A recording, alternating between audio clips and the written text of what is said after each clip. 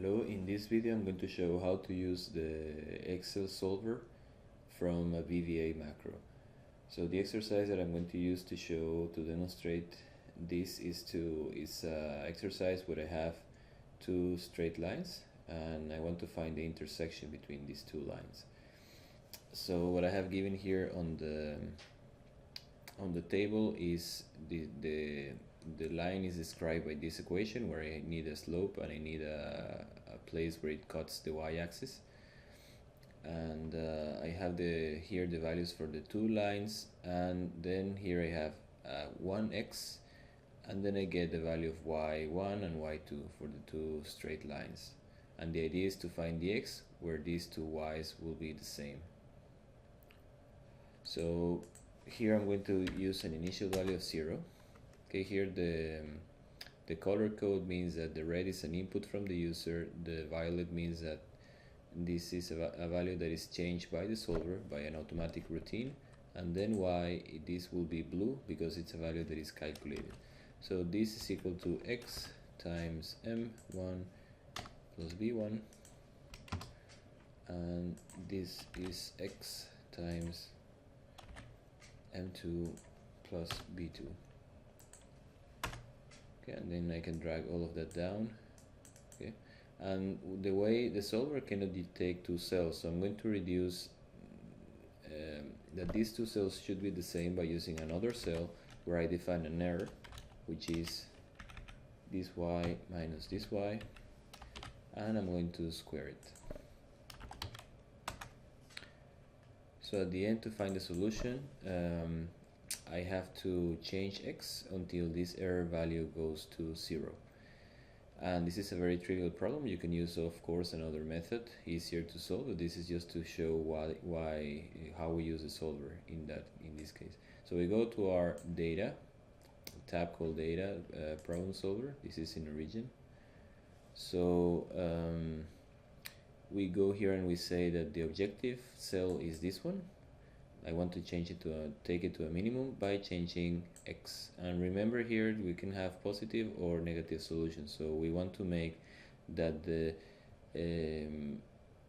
variables that are not limited or not constrained, that they could be negative or positive, so we want to remove this tick. Then we click solve, and actually we have found the solution is -4.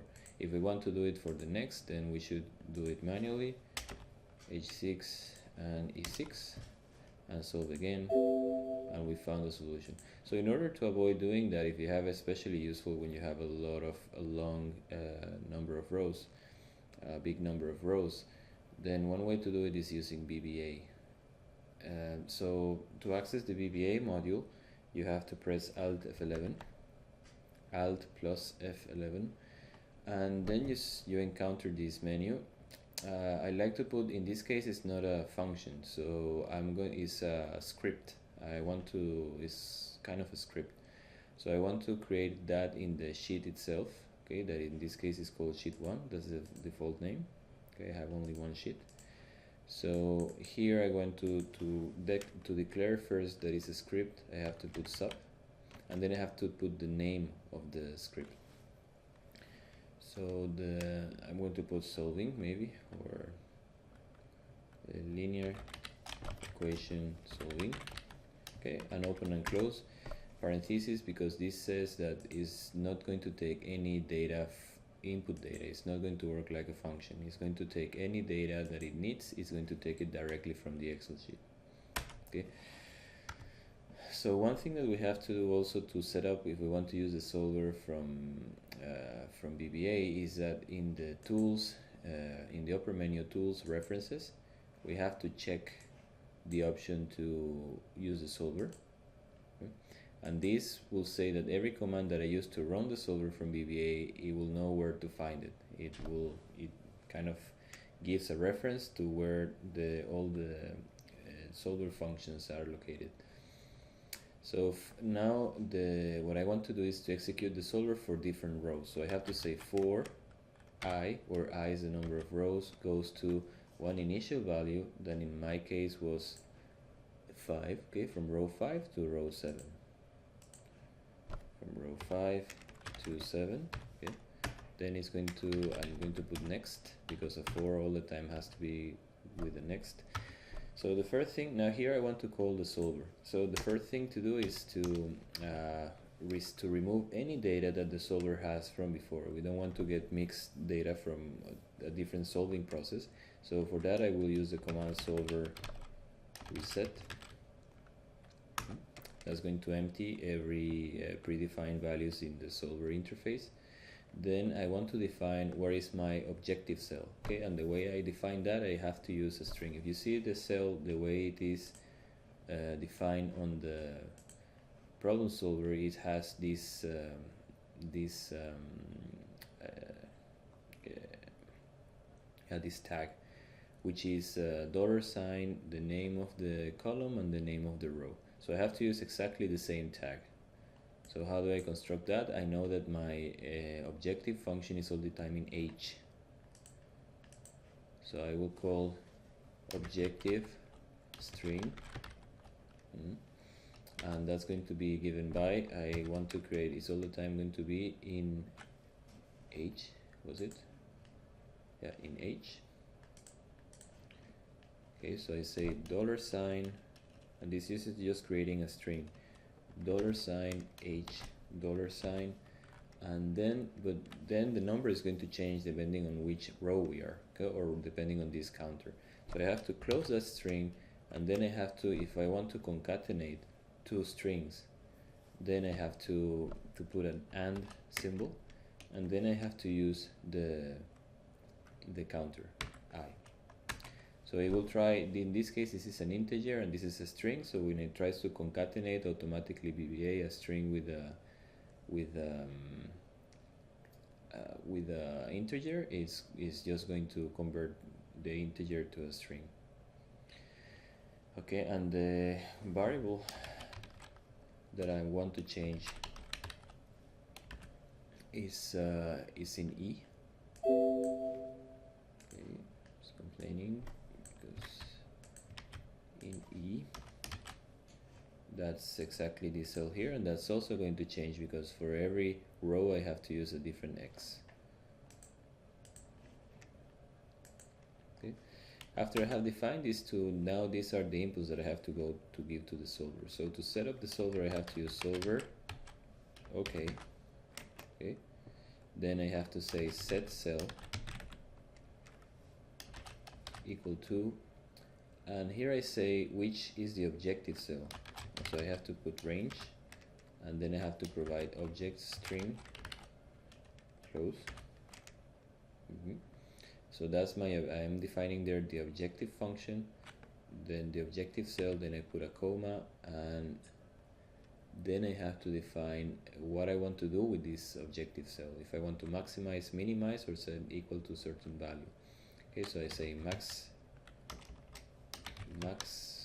min val, and this is your syntax that the solver is using. It's equal to minimizing is 2, is code 2. Then you have to say by change, and I want to change here is the objective, the variable cell, and the variable cell is just bar string.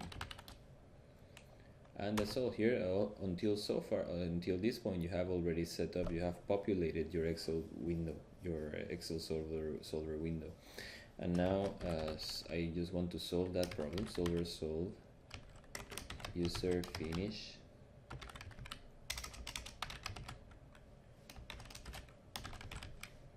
equal to true. And that's because this, you have to put solver solve is actually to solve the problem, to solve, to when you click on the button solve in the interface, this is equivalent solver solve. But then this user finish is because when the solver finishes, you get a window that pops up and says we are finished, I have found a solution. So you don't want that window to appear in every iteration. So that's why you say user finish equal to true, and then it's going to automatically minimize or click OK on that window. Okay, after we have that already very simple stated, so we click here run. Okay, we have to be on the sheet, we have to be selecting the sub, the routine, the script, and then we click play. Okay, and it says, yeah, made a mistake, spelling mistake, should be solver, solve, click play. And if we go back to our sheet, then it found, yeah, it didn't find it for the first one. What happened here? 5 to 7.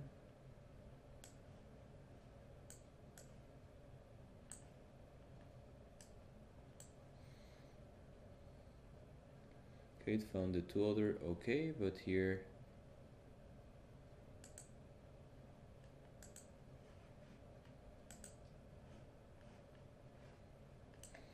okay, the problem that I had was that if you see the window of the solver that is created, in this case you will have the window populated because we haven't done a solver reset for the last row. So you will see that we still have this option here to make it to make all the time the variables positive, and that's not correct for the first one. In the first one the solution is a negative number. It was -4 if you remember.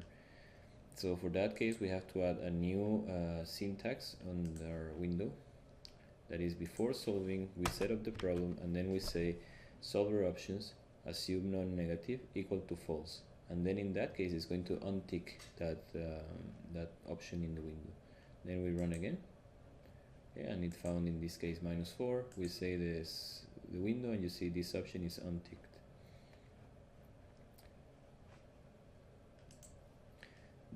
There are some other commands that you can use. Of course, maybe this is not enough for your problem. If you want to put constraints or if you want to change some other options, then you might have to use more and more syntax on this VBA script to add constraints. So all of that you can find it on this website of Office, where it explains more or less what each command is doing and what is the syntax that you have to use and what things can you change with it. Okay. Thank you for watching.